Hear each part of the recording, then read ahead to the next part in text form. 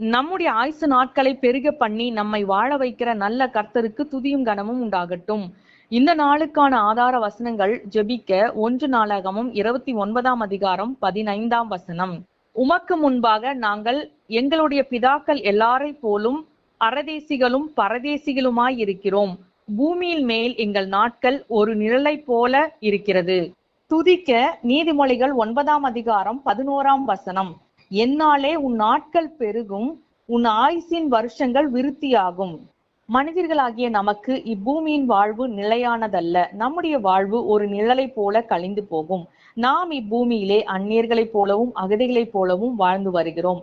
ஆனாலும் நாம் வாழ்கின்ற நாட்களில் கர்த்தர் நமக்கு தேவையான கிருபையையும் பலத்தையும் தந்து நம்முடைய ஆயுசு நாட்களை பெருக பண்ண வேண்டும் என்றும் இந்த நாளில் நாம் காத்திருந்து ஜெபிக்கலாம்.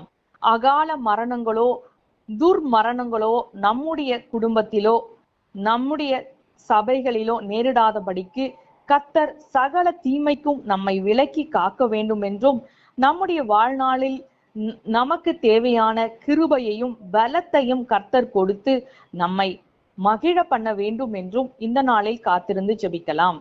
துதிக்க வேண்டியது நாம் உட்கொள்ளும் உணவோ நாம் எடுத்துக்கொள்ளும் மருந்தோ நம்முடைய ஆயுசு நாட்களை பெருக செய்ய முடியாது.